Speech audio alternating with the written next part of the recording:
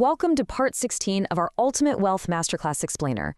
Look, at this stage, your foundation is basically flawless. You've developed those high-income skills, you've automated your operational pipelines, and you've already started building a really powerful personal brand. But as you step into the public arena to actually distribute your value, you're going to face the single most brutal competitor on Earth, the algorithm. Right now, literally millions of creators are out there uploading billions of gigabytes of content every single minute. It's crazy. The human brain is just being bombarded with more information than ever before in human history. We are seeing a complete overload of the senses, which has literally reduced the average human attention span to less than that of a goldfish. Just let that sink in for a second. That right there, that's your audience. Because of this massive overload, if you don't know exactly how to capture, hold, and honestly manipulate attention within the very first 3 seconds, your message is just gonna die in absolute obscurity. So how on earth do you beat it? Well, today, we're completely cracking the psychological code behind viral velocity. I'm gonna reveal the exact mathematical formulas these modern platforms actually use to rank content, so you can basically force the algorithm to push your brand to millions of screens worldwide. All right, let's dive straight into part 1, the mathematics of viral rating, looking at the 2 core metrics. You know, a lot of amateur creators actually think going viral is just a matter of luck or timing, or maybe catching some random internet trend. But honestly, that's just a comforting lie told by people who fail. The reality is, algorithms are completely blind to art. They literally couldn't care less about your passion or your aesthetic. They're simply optimization engines running on raw math, trying to keep users on the app to serve them advertisements. To pull that off, the algorithm scores your content on 2 absolutely non-negotiable metrics. First up is CTR, or click-through rate.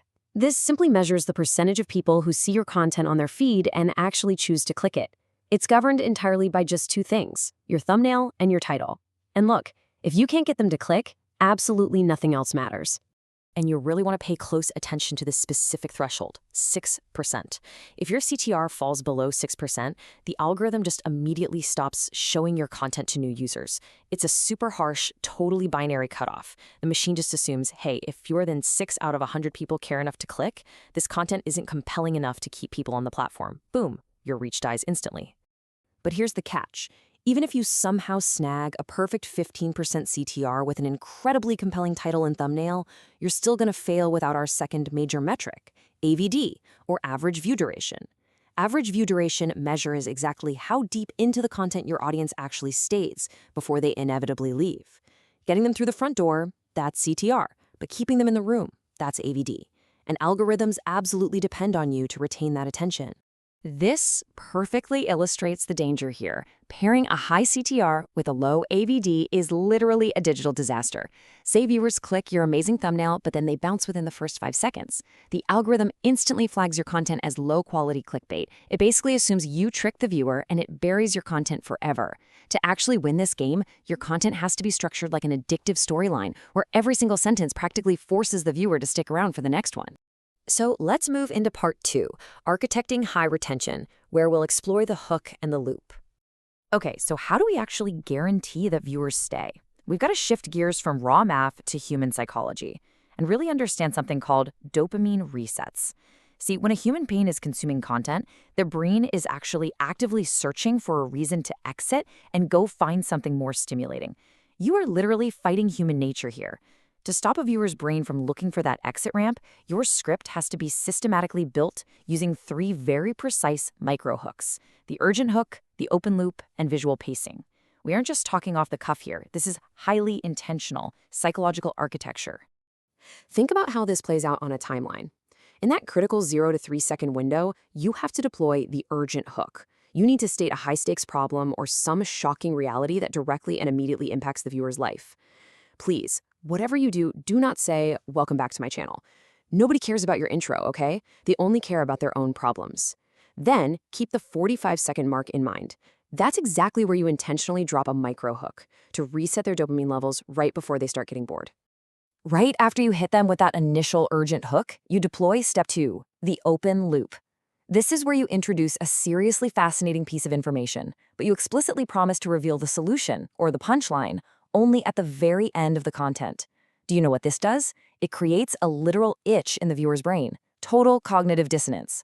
Our brains absolutely despise incomplete loops, and this psychological itch essentially forces them to watch until the final second just to get that closure.